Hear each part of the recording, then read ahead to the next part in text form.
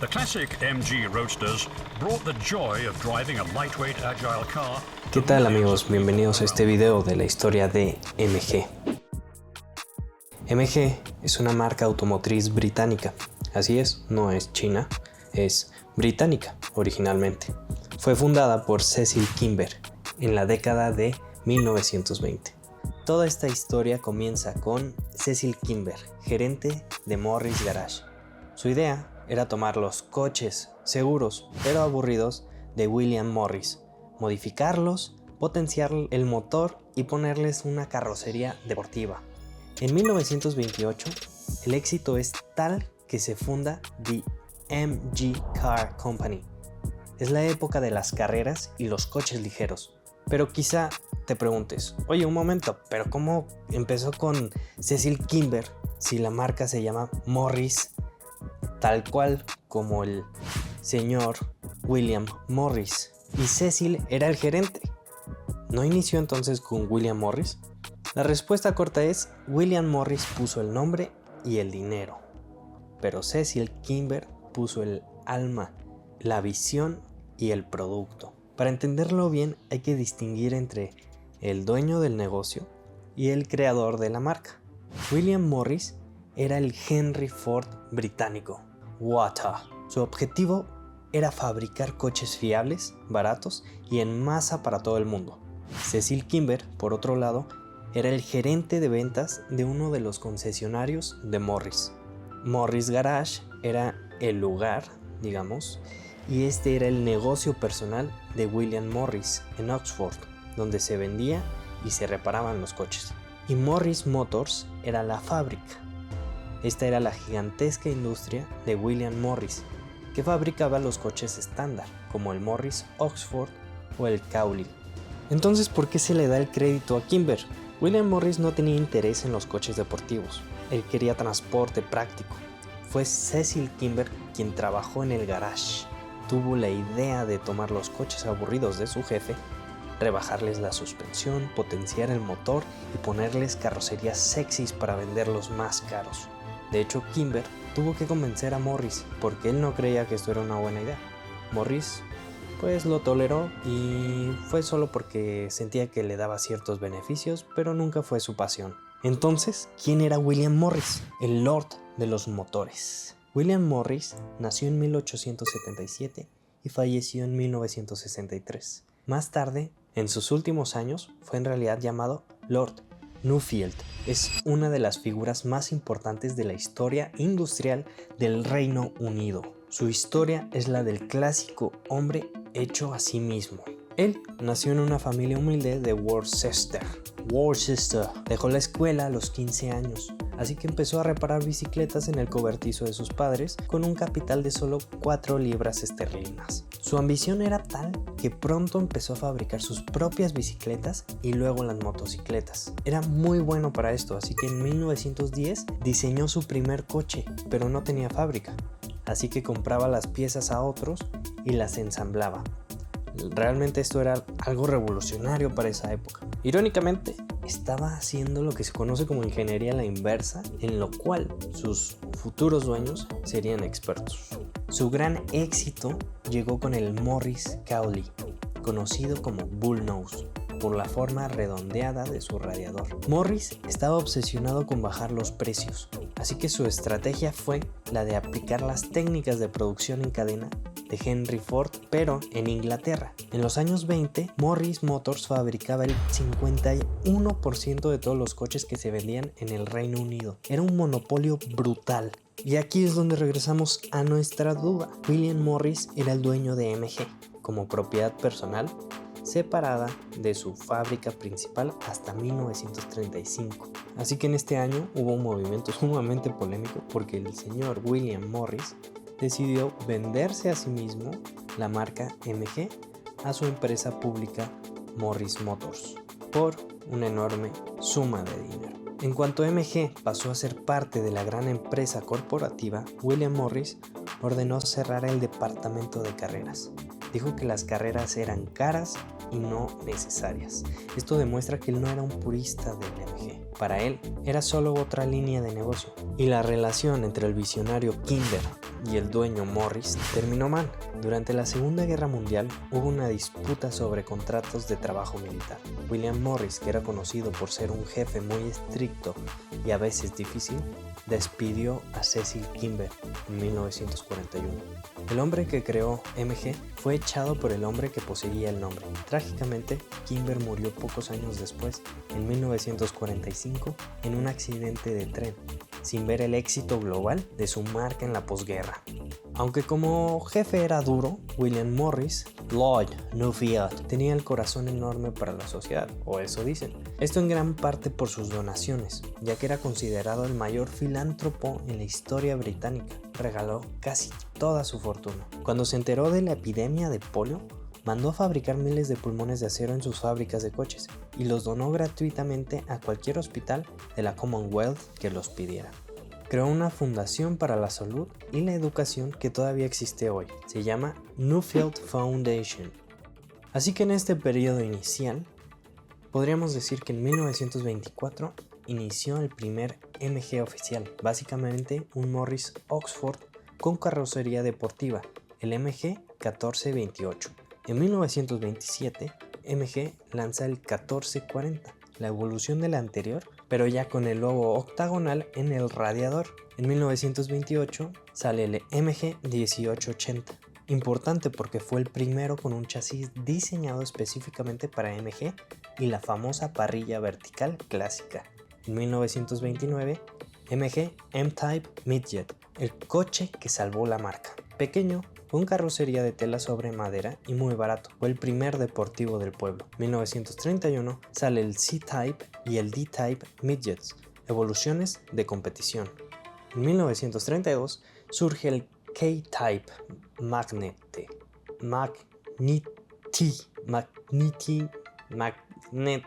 una leyenda de las carreras, especialmente el K3.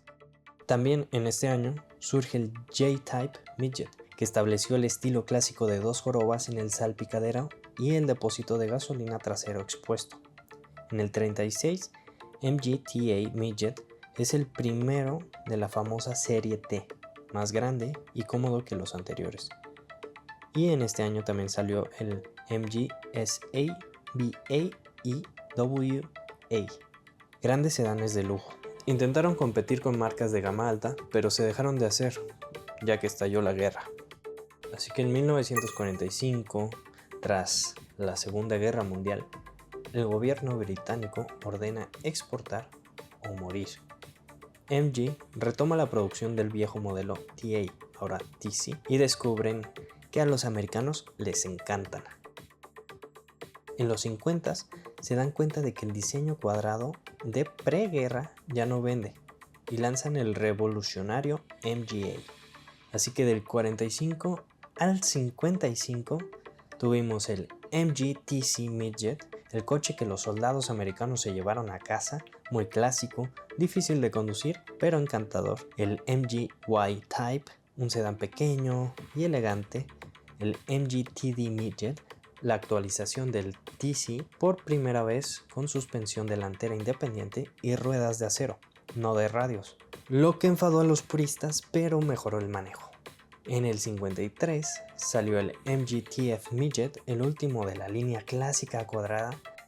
Se vendió mal porque ya parecía antiguo, y en este mismo año el MG Magneti ZAZB, un sedán familiar diseñado por los italianos, el primer monocasco de la marca. Y en 1955 MG MGA, un hito. Rompe con todo lo anterior, diseño aerodinámico y curvo, chasis rígido. Se vendieron más de 100,000 unidades, casi todos exportados. A la par de estos últimos coches, MG se integró a la British Motor Corporation, o BMC. Fue un movimiento gigante corporativo que no dependió exactamente de MG, sino de sus dueños. ¿Por qué? Ahí te va el chisme. La integración se hizo efectiva en 1952.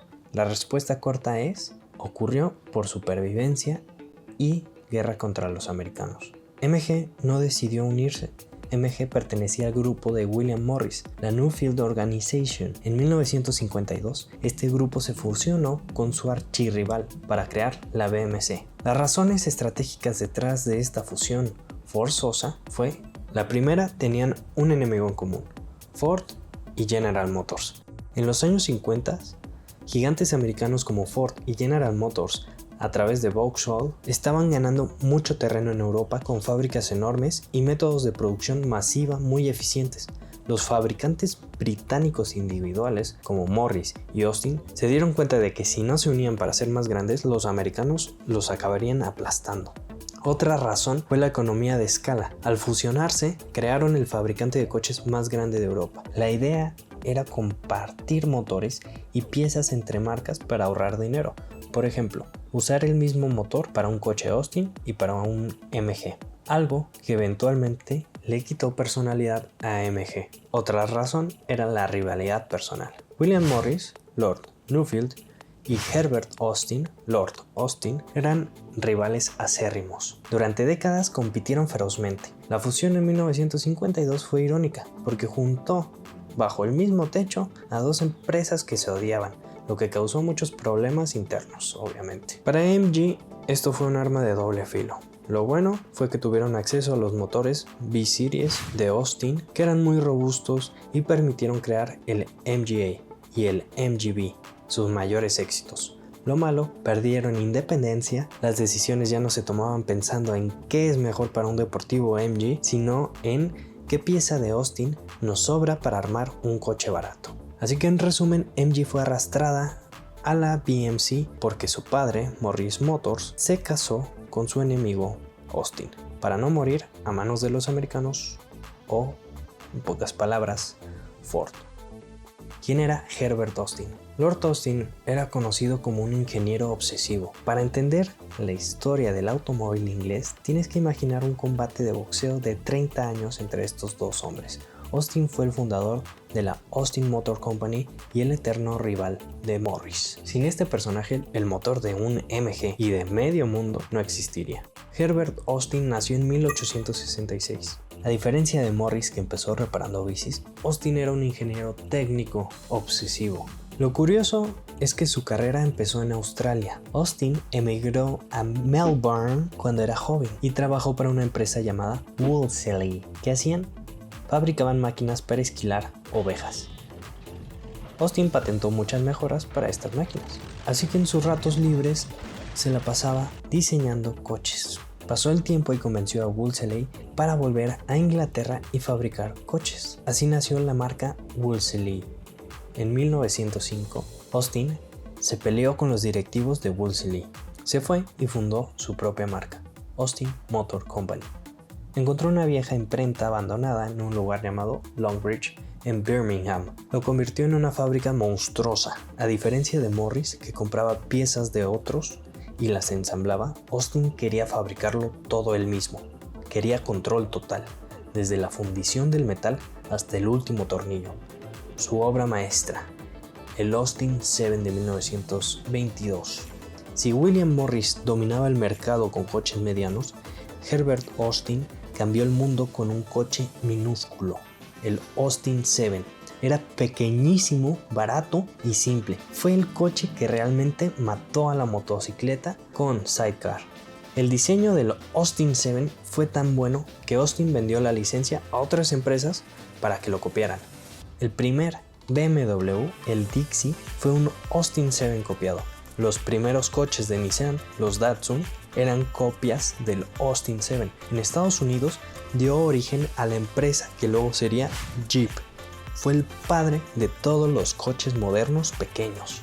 Y aquí viene la ironía suprema de la fusión de BMC en 1952. Herbert Austin murió en el 41 antes de la fusión. William Morris seguía vivo en 1952 y se convirtió en el presidente de la nueva compañía fusionada. Parecía que Morris había ganado, pero los ingenieros de Austin eran mejores. Cuando la nueva empresa BMC tuvo que decidir qué motores usar para sus futuros coches, incluidos los MG, decidieron que los motores de Austin eran superiores a los de Morris. De hecho, el famoso motor B-Series que llevaba el MGB, el clásico más famoso de MG, era un diseño de Austin, no de Morris. El motor A-Series o A-Series que llevó el Mini y el MG Midget también era de Austin. Así que si levantas el capó de un MG clásico de los años 60 o 70, el corazón mecánico que late ahí adentro es el legado de Herbert Austin. En 1961 conocemos el MG Midget, MK1 a MK4, un deportivo diminuto y barato, hermano gemelo del Austin Haley Sprite, y estuvo en producción hasta 1979. En el 62 se lanza el MG MGB Roadster, el coche más famoso de la historia de MG, con una carrocería monocasco, robusto y bonito. En este mismo año sale el MG 1100 y 1300, pequeños sedanes familiares de tracción delantera, similares al Mini pero más grandes. En el 65 se lanza el MGB GT, la versión coupé del MGB con techo fijo y portón trasero, diseñado por Pininfarina. En el 67 MG lanza el MGC, un MGB con motor gigante de 6 cilindros. Sin embargo, fue un fracaso comercial. Así que llegamos a los años 70, donde la falta de inversión y las huelgas hacen que la marca envejezca sin renovarse, saliendo en 1973 el MGB GT V8, un monstruo. Le pusieron un motor Rover V8 de aluminio. Era un coche rapidísimo, pero llegó justo durante la crisis del petróleo. Imagínate, si hoy sufrimos con un motor de 4 cilindros para echarle gasolina, ahora duplícalo. Estás hablando de un monstruo que traga gasolina sin parar. Y llegó la época oscura de la marca. ¿Qué pasó con la BMC? La BMC, como te decía, tenía un problema grave que en realidad surgió en los años 60.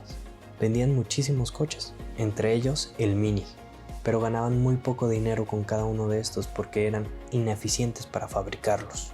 En 1966, para intentar volverse más fuertes, BMC compró Jaguar y cambió su nombre a British Motor Holdings, BMH, pero seguían perdiendo dinero. Por otro lado, existía Leyland Motors. Originalmente eran fabricantes de camiones y autobuses, muy exitosos y rentables. Tenían dinero y habían comprado marcas de coches premium como Triumph y Rover.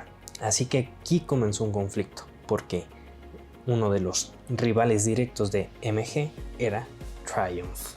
En específico, teníamos al Triumph Spitfire contra el MG Midget o el Triumph TR6 contra el MGB. Así que el gobierno británico, bajo la administración del primer ministro Harold Wilson, presionó para crear una sola superempresa que fuera obviamente británica y pudiera competir contra el mundo. Así que en 1968 obligaron a fusionarse a la BMH con Leyland. Y aquí nació la British Leyland Motor Corporation, o más fácil, BL. Era un gigante absoluto, controlaban casi el 40% del mercado de coches en todo Reino Unido y tenían casi todas las marcas británicas bajo un mismo techo: MG, Austin, Morris, Mini, Jaguar, Rover, Land Rover, Triumph y Wolseley. Pero esto se volvió una pesadilla para MG. ¿Por qué? Básicamente se volvió una guerra civil. Los directivos que tomaron el mando venían del lado de Leyland y odiaban a la gente de la antigua BMC. Así que los nuevos jefes favorecían a la marca Triumph sobre la marca MG. Un ejemplo de esto es cuando MG quiso diseñar el reemplazo del MGB. Los jefes dijeron no. En su lugar, invirtieron el dinero en el Triumph TR7, por lo cual dejaron a MG morir con sus diseños viejos. Así que en los años 70, British Leyland se hizo famosa por las huelgas constantes de los sindicatos y la mala calidad. Las fábricas se paraban todo el tiempo y nació la leyenda del coche del viernes. Se decía que si comprabas un coche fabricado un viernes en British Leyland, vendría con piezas sueltas o mal montadas porque los trabajadores ya estaban pensando en irse o en una huelga. La reputación de la fiabilidad de MG y de todas las marcas inglesas se fue a los suelos. En 1975, British Leyland estaba en bancarrota total.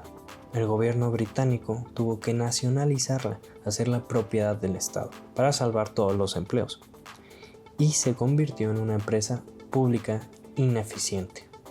En 1980, para cortar gastos, British Leyland decidió cerrar la fábrica histórica de MG en Abingdon, lo cual fue el golpe final. MG deja de fabricar sus coches. La marca se usa solo como un emblema o como una medallita para versiones deportivas de coches Austin o Rover. En 1982 se lanza el MG Metro, un utilitario pequeño basado en el Austin Metro. En el 83 se lanza el MG Maestro, un compacto familiar de 5 puertas. Tuvo una versión turbo muy rápida para competir. En el 92 lanzan el MG RB8, un intento de revivir esta nostalgia. Tomaron la carrocería del viejo MGB, le pusieron un motor V8 moderno y suspensión nueva. Se hicieron solo 2000 de estas unidades. En los 80s, cuando el gobierno británico se volvió dueño de British Leyland, decidieron renovar la marca, así que le cambiaron el nombre para intentar salvarla. Eligieron el nombre de su marca más prestigiosa, Rover. Así, en 1986, el monstruo estatal British Leyland pasó a llamarse Rover Group. ¿Qué pasó con MG? En el 88, la primer ministra Margaret Thatcher quería deshacerse de esta empresa estatal. British Aerospace compró la empresa por una cifra ridículamente baja. Realmente no les interesaban los coches, les interesaban los terrenos de estas fábricas. Lo bueno para MG fue que durante este periodo se dieron cuenta de que la marca todavía tenía fans. En 1994, British Aerospace decidió vender el negocio de coches. ¿Y quién apareció con la cartera llena? BMW. BMW quería expandirse y compró todo el Rover Group. BMW tenía dinero y tecnología. Fueron ellos quienes financiaron y aprobaron el desarrollo del MG-F de 1995. Por fin, después de 15 años, MG tenía un coche deportivo real y propio de nuevo. Un motor central, descapotable, suspensión hidrogas, muy moderno y elegante. Sin embargo, a finales de los años 90 la situación era insostenible. Mientras que la marca MG y Land Rover iban bien, la marca Rover, los coches familiares, perdían millones cada día. En la prensa alemana llamaban a la empresa el paciente inglés. En el año 2000, BMW se hartó y decidió romper esta empresa en pedazos. BMW se quedó con la marca Mini porque sabían que era una mina de oro. Vendieron Land Rover a Ford por $3 millones. MG y Rover eran marcas que nadie las quería. Eran la parte que daba pérdidas. Así que aquí ocurre lo impensable. Como nadie quería comprar MG y Rover, BMW prácticamente las regaló para evitar el costo de cerrar las fábricas y despedir a miles de personas, lo que hubiera sido incluso un escándalo político. Así que un grupo de 4 empresarios británicos, llamado el Phoenix Consortium, liderado por John Towers, ex ejecutivo de Rover, se ofreció a quedarse con la empresa. BMW les vendió MG y Rover por la suma simbólica de 10 libras esterlinas. Sí, el precio de un almuerzo. Además, BMW les dejó un dote de 500 millones de libras en la cuenta para que pudieran operar un tiempo. Así nació oficialmente el MG Rover Group, en mayo del año 2000. Por primera vez en décadas, MG era independiente de grandes corporaciones extranjeras o estatales. Era una empresa británica privada. Parecía un final feliz, pero esos 500 millones no durarían para siempre. Y 5 años después, en 2005, llegarían a la quiebra definitiva que ya conocemos. En este periodo, en 2001, salió el MG ZR. Era una versión deportiva, un hot hatch del Rover 25. Fue el coche deportivo más vendido en Reino Unido durante varios años. También salió el MG ZS, la versión deportiva del Rover 45, el MG ZT y ZT T, versión deportiva del elegante Rover 75. El MG TF, una evolución del MGF. Cambiaron la suspensión de gas por muelles normales y afilaron el diseño. El MG X-Power SV.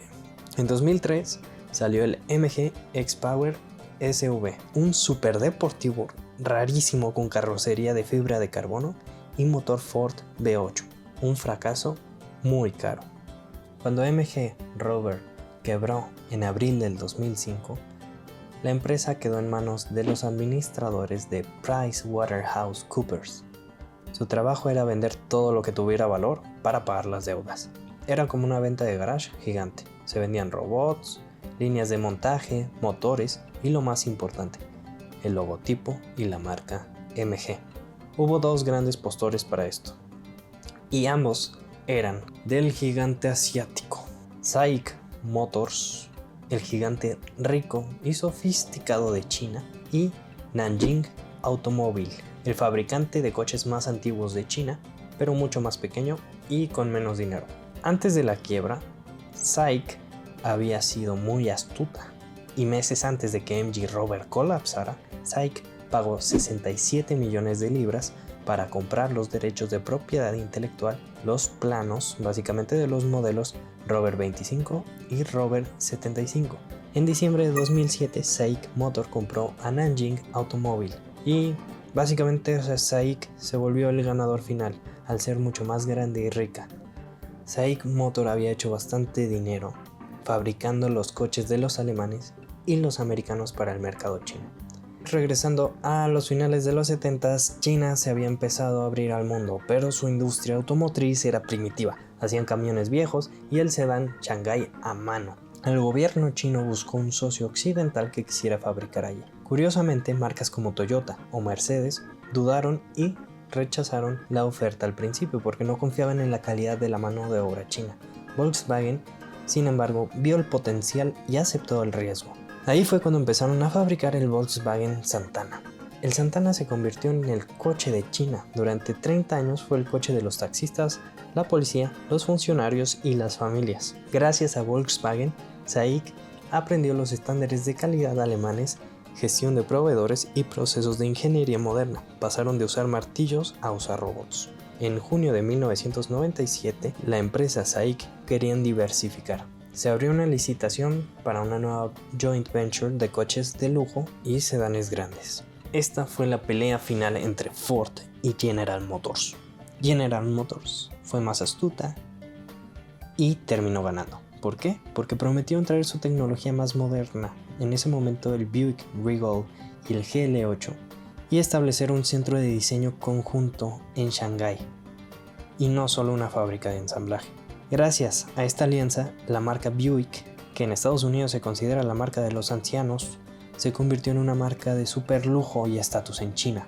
Hasta el día de hoy, China es el mercado más importante del mundo para Buick. Así que cuando veas un MG moderno como el MG4 o el MG ZS, recuerda esto: la ingeniería de SAIC lleva 40 años trabajando codo con ingenieros alemanes de Volkswagen y 25 años con ingenieros americanos de General Motors. Muchas de las tecnologías de chasis y motores que usa SAIC en sus marcas propias como Roewe y MG son evoluciones de tecnologías que aprendieron de sus socios.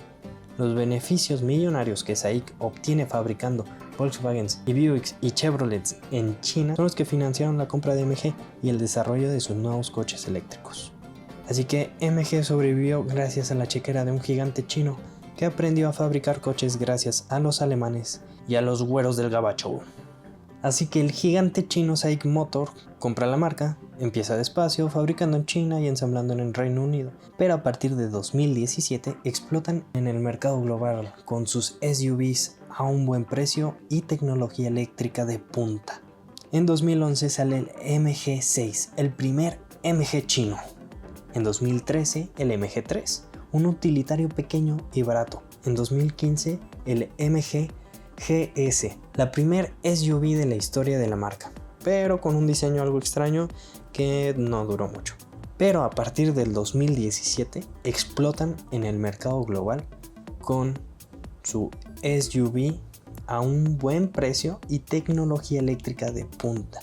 El MG ZS se volvió un éxito mundial masivo. Luego salió su versión eléctrica, la ZS EV. En 2018 conocemos la MG HS y la EHS. Son unas SUVs más grandes y algo refinadas. En 2020 el MG5, el primer familiar Station Wagon, 100% eléctrico del mercado masivo. En 2021 conocemos el MG Marvel R, un SUV eléctrico tecnológico. En 2022 surge el MG4 Electric, el primer coche sobre plataforma dedicada eléctrica, MSP, un diseño agresivo con una tracción trasera. Y en 2024 se lanza el MG Cyberster, un descapotable eléctrico de altas presentaciones con unas hermosas puertas de tijera y el retorno espiritual al MGB. En los últimos años, MG ha sido una marca que se ha expandido por todo el mundo. A finales del 2024 tuvimos el MG ES5 o MG S5 en algunos mercados. Esto es probablemente el lanzamiento más importante post Cyberster. Es un SUV 100% eléctrico compacto, básicamente el sucesor espiritual del MG ZS EV. Utiliza la nueva plataforma dedicada eléctrica, el MSP, que estrenó el MG4. A diferencia del ZS antiguo, que era un coche de gasolina adaptado a uno eléctrico, este ES5 nació siendo eléctrico desde el primer boceto. Cuenta con una tracción trasera, tiene un mejor reparto de peso y es tecnológicamente mucho más avanzado que el ZS EV. Entre 2024 y 2025 nació el MG ZS Hybrid Plus de nueva generación. Mientras el Cyberster llegaba a los concesionarios, MG renovó por completo sus superventas. Era un cambio donde ya no era solo un facelift, es una generación nueva con un diseño mucho más agresivo, con un frente al estilo tiburón similar al MG7 y al MG4. La novedad es que estrenaba la tecnología Hybrid Plus, híbrido convencional no enchufable, que es mucho más eficiente y potente, cerca de 190 CV combinados. Esto era para competir directamente contra el Toyota Yaris Cross. A mediados de 2024 también salió el MG HS, el hermano mayor del ZS. También ha cambiado radicalmente justo después del Cyberster. El diseño era algo más grande en tamaño y lujo. Cuenta con una tecnología PHEV, que es la versión híbrida enchufable, y ahora tiene una batería enorme que permite más de 100 kilómetros de autonomía eléctrica. Antes apenas llegaba a 50 kilómetros, la mitad. Esto es lo que los pone en la cabeza del mercado en su rango de precio. Si te gustó el Cyberster, esto te va a encantar, el MG Cyber GTS Concept. MG presentó en el Festival de la Velocidad de Goodwood en julio del 2024 el Cyber GTS. Básicamente es un Cyberster con techo duro, un coupé. Es un guiño al antiguo MGB GT. Aunque se presentó como concepto, es casi seguro que estará en producción. Y así llegamos al cierre hasta el momento de la famosa y legendaria marca MG. Espero que el video te haya gustado. No olvides darle like y suscribirte si así fue, para seguir atento con más historias de tus marcas favoritas.